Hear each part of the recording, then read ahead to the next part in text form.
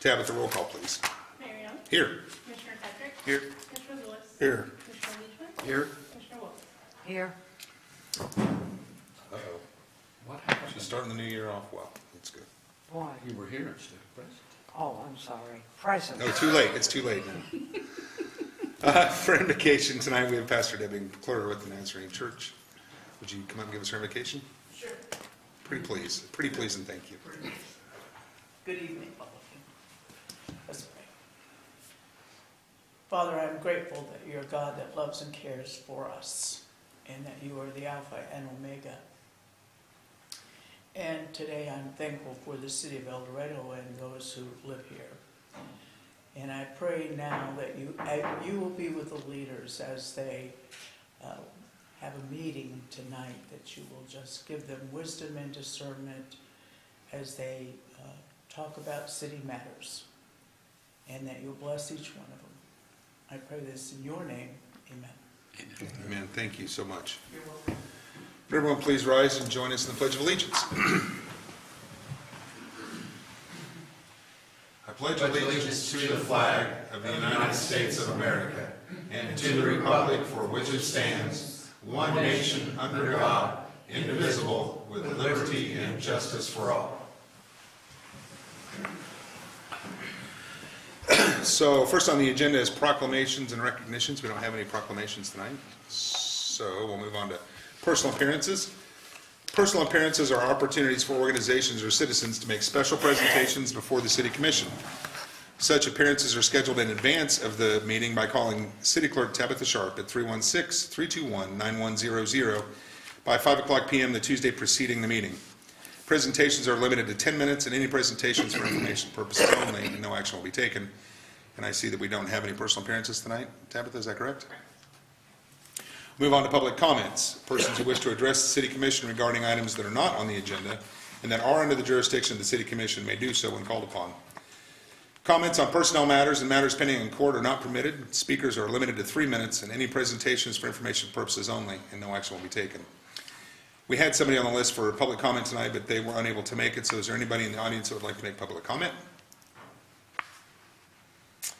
Seeing that there are none, we'll move on to consent agenda. On tonight's consent agenda, we're considering the approval of the City Commission minutes from December 5th and December 19th, 2022, the special City Commission minutes from December 14th and December 28th, 2022, acceptance of a bid from Key Equipment for the purchase of a commercial refuse truck for $312,104.20, and a 2023 cereal malt beverage licenses for Pizza Hut at 729 North Main, La Casita at 212 East Central, and Sluggers at 115 North Griffith. Do I have a motion to approve the consent agenda?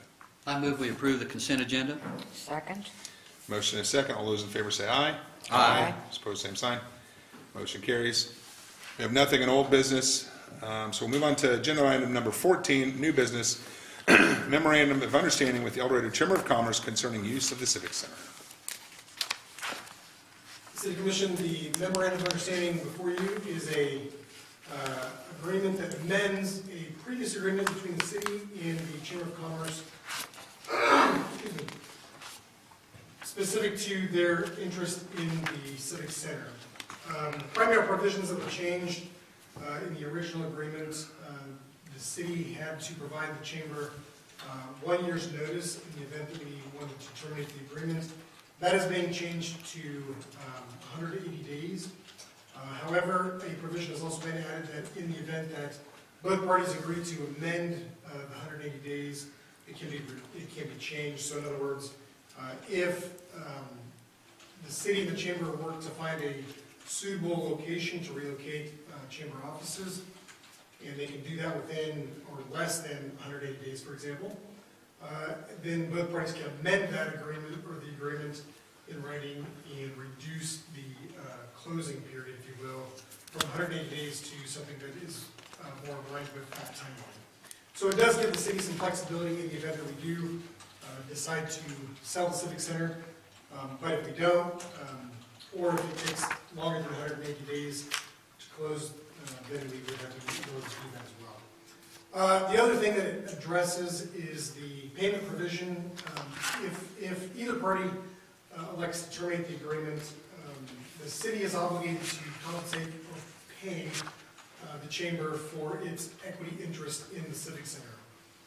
When the agreement was done back in the late 90s, the chamber in essence committed $156,000 for the equity interest into the Civic Center. That original agreement allowed for that equity interest to increase based on the consumer price index. And so what we've amended as part of this agreement is we've provided some clarity with respect to that outstanding obligation. So now instead of being benchmarked to the consumer price index, we are indexing it to a 5-year treasury note, which can be invested in, and so the city can actually invest the chamber's equity interest into that instrument and then basically accrue interest at that interest rate. And then in the event that either party elects to terminate the agreement, then the $256,000 plus any accrued interest will be paid to the chamber for their portion of it. The other thing that, it's not really an amendment, but really in essence a return, if you will, to how things were done in the past. The agreement, under the agreement, the chamber will manage the Civic Center on behalf of the city, so they will do reservations, they will do walkthroughs. The city, however, will do, we will set up and tear down for events, as we do have the staff to do that, but the chamber, means that their office is currently located in the Civic Center, they have the ability to easily manage reservations and walkthroughs a little bit more efficiently than the city can. It won't be too much of a change, but it will be a change nonetheless. So with that, I will answer any questions that you may have. So excuse me, this was discussed with, I mean, this has been reviewed by the chambers, their chamber board as well. Yes, that's correct. The chamber board has reviewed it and approved it in the form that was presented. The only change that they have kind of came after the fact was the change to the closing period and the ability of both parties to amend that based upon the conditions at that time. So, although the chamber executive director has informed me that they're agreeable to that as well. Do I have a motion? Yeah, I move to approve the memorandum of understanding with the El Dorado Chamber of Commerce concerning the use of the Civic Center. A second. Motion is second. Is there any further discussion or questions for staff? Seeing that there is none, all those in favor say aye. Aye. Those opposed, same sign. Motion carries 5-0. Next item for new business is appointment of the vice mayor.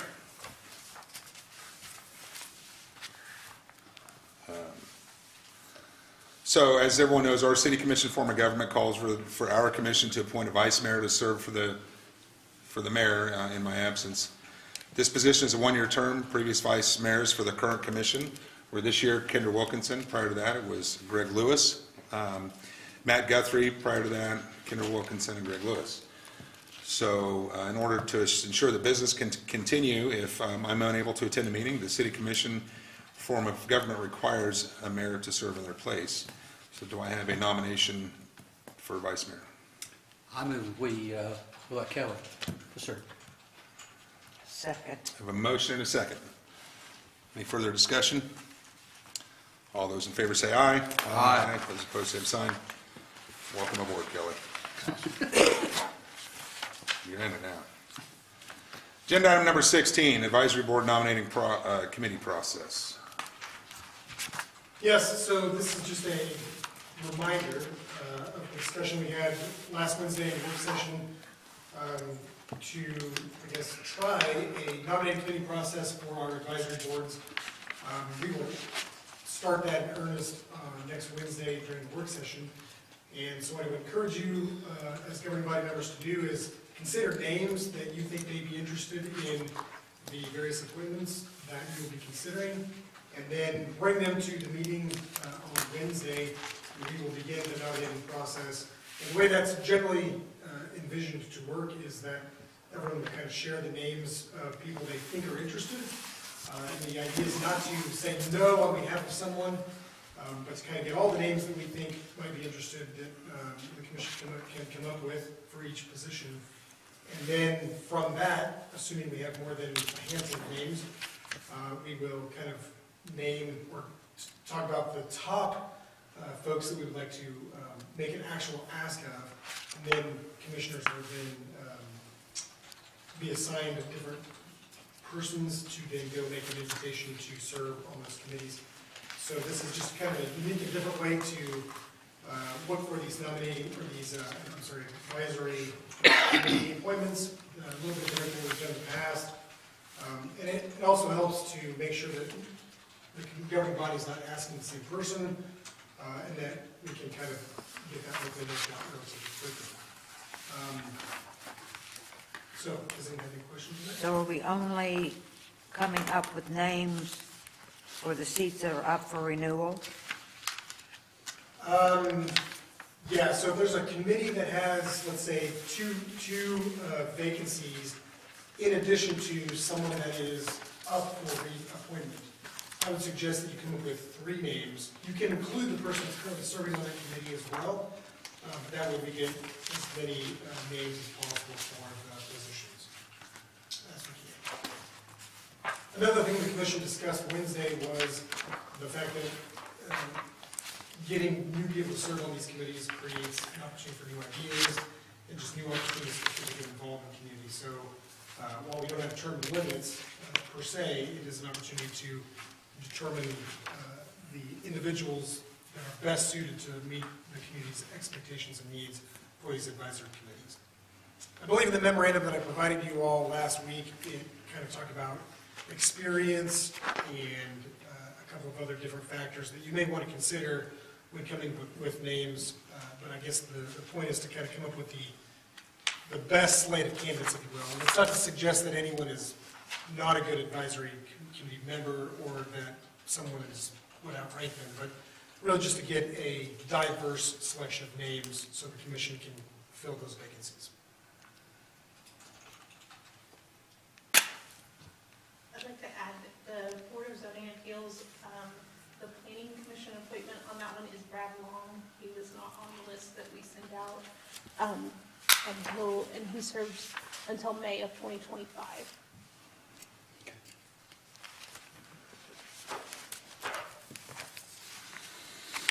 So I think it's an opportunity for all of us to review the worksheets that are attached to the agenda and just come up with some names to sit in at the next work session and kind of brainstorm some names out. Is that what we're looking for here?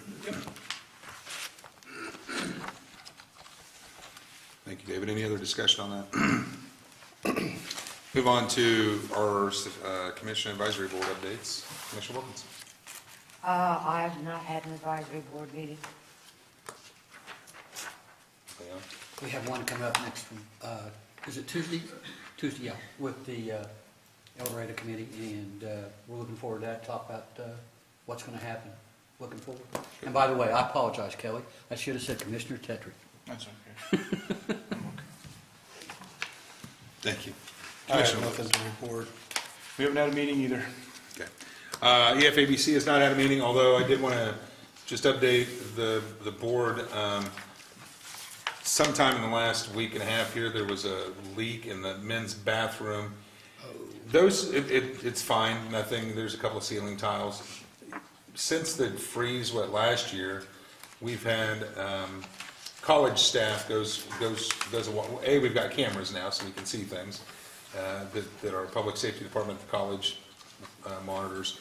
And staff in cold weather times is doing a walkthrough 3 times a day just to make sure things are okay. So they were able to narrow down when the leak happened within a short window, and they discovered it pretty quick. So last conversation I had with Ireland out there is it looks like a couple ceiling tiles, and there's no real significant And they damage. caught it early enough. Yeah, because the walkthroughs and the cameras. So, there's no cameras in the bathrooms, but the walkthrough discovered it. So in other words, they didn't see any water flowing in the hallways or anything. You know, when the sprinkler system pipes burst, if we'd have had cameras at that time, it wouldn't have got as bad as it was because you'd been able to see like a river flowing down the hallway and everywhere. So the good news is it's minor.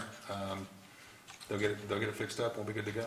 It didn't do any significant damage, so. Sounds good. I wanted, it's as part of the relationship that the city, the school district, and the college have. Just want to make sure that we thank those working within those entities that help monitor that, the stadium. I mean, that's a big investment for our community, and we don't want to have to go through what we went through last year with the big freeze, so.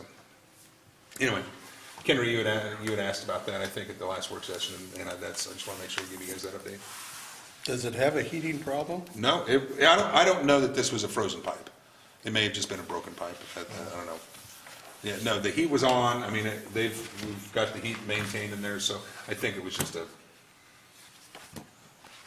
broken pipe or maybe something. It was very, very minor, very basic. So, no. Well, last year they didn't have the heat on correctly, and the pipes that froze last year were sprinkler system pipes on the concourse is where it started, and then it screwed up the rest of it. It was a whole thing. Anyway, that's it from a city manager's report. All righty. Hand that back down to Kelly. So the city of El Dorado is currently not under a boil advisory or boil order. Apparently the city of Leon, however, is. They have issued a boil order for its citizens, although El Dorado residents, several residents in El Dorado have reportedly received a text message saying that we are under a boil order or that payment is due on their utility accounts. Residents should be advised that the city of El Dorado will not, that this is fraudulent information, as the city will not ask for payment via text message. If you've signed up for our notification services, you may receive a notification that says that you need to make a payment to the city, but it will not give you a link to click on. You will need to call the city to do that, and those are generally for delinquent accounts. But we will never ask for money. We will never ask you to click a link to make a payment. So if you're watching this, please be advised that any such requests are fraudulent and are not from the city. In addition, the city will post any information about boil orders on its official website and any social media outlets as well. And we also have a notification text message system we use as well. But that information is not out. On December 27th, 2022, last year, President Biden signed the National Defense Authorization Act 2022. Why is this important to the city of El Dorado? This legislation contained the provisions specific to El Dorado's water storage contract at El Dorado Lake. The provision changed the methodology used to calculate interest from compound interest to simple interest. And the city, as a result of that legislation, anticipates the change will reduce the overall obligation from $53 million to $39 million. It will also reduce the maximum limit the obligation may increase to from $410 million in 2081 to $77 million. The legislation provides obviously significant relief to El Dorado customers, and it goes without saying that we are very thankful to Senator Marshall's office for his support in getting this legislation not only included in the the Water Resources Development Act, but then relocated from that bill when it stalled in Congress to the National Defense Authorization Act of 2022 to get that finally through the process, and it does in fact have presidential signature, which means it is law, and that means the contract will be modified. Of course, the final piece is that we will then enter into final negotiations with the Corps, although we anticipate that these will be the changes because, in essence, the modification goes all the way back to, so a little bit of context. When the agreement was signed, any future water storage space had a 10-year interest-free period. So 10 years after the agreement was put into place, interest began to accrue to the point where $18 million became $53 million. In essence, what this modification will do is go backwards in time to when interest started accruing, and it will convert that from compound interest to simple interest, and the difference right now is 53 to 30, yeah, $53 million to $39 million. So pretty significant decrease, if you will. The city, because last month was December, we have the final sales tax numbers for 2022, And we brought in $3,183,395 from sales tax throughout 2022, which is actually 7% higher than the prior year. And if you're keeping track at home, that is the first time the city has exceeded the $3 million mark, and it is also a new sales tax record. So a couple things were broken in terms of benchmarks last year's sales tax. We thank everyone for shopping local and encourage everybody to continue to do so into 2023. Let's see, in addition to the multiple advisory committees that the commission appoints, the commission will also appoint a sales tax advisory committee this year, and that committee's job is to recommend a sales tax ballot question for the city's 1 cent sales tax. The existing sales tax sunsets on October 1st, 2024, unless renewed by voters during either the August primary or the November general election this year. Voters have overwhelmingly supported the sales tax, which comes up from renewal every 5 years since it first appeared on the ballot in 1990. The city currently allocates the sales tax to a formula that includes $1.65 million to property tax reduction, which is the equivalent of about 17 mils. Then the next $600,000 goes to street rehabilitation and maintenance, and then $100,000 goes to economic development, and then the remainder goes to the excess sales tax program, which the commission has allocated to fund improvements to the city's baseball and softball fields over the next several years. So as you begin thinking about that, you might be thinking about who would be good individuals to serve on that committee as we begin to think about renewing the sales tax question. We'd like to have that recommendation to you guys by July 17th. So, just real quick, David. Yeah. So, in addition to the East Park, Central Park, McDonald's, and baseball and softball field improvements, we've also approved some work at the pool with a slide and a pergola gazebo being built at the pool as well. I just want to make sure that we clarified that we were able to use some money to do some work at the pool as well. Yes, that's correct.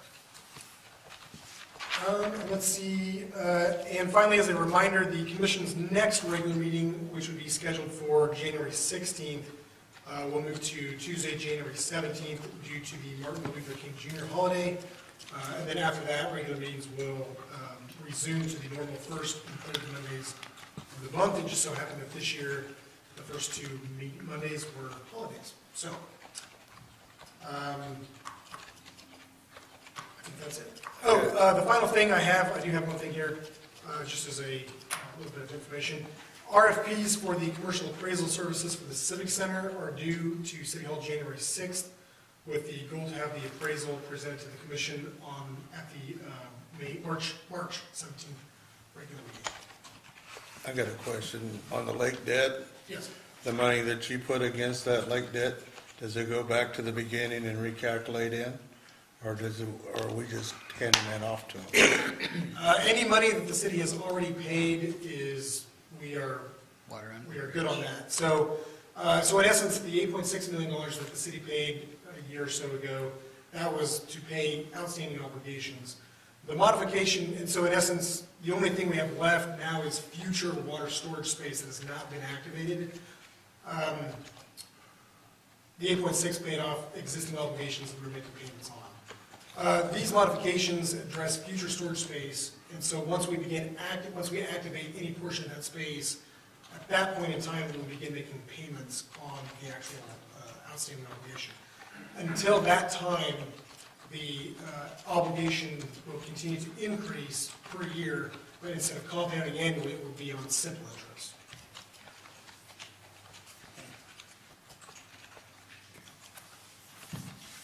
There's mine. There's what? Well, I think all of us join David in thanking the hard work from Senator Marshall's office, Kendra's working, communicating with him, and we as a commission asked Kendra to take the lead on that, and really good job. I appreciate that. It's saved the taxpayers of El Dorado a lot of money, and I think made things a lot easier for city staff moving forward as well, and ultimately will make things easier for us or whoever's sitting in these chairs as we move forward and kind of figuring out how to address some of these pieces. So it's a big win for us.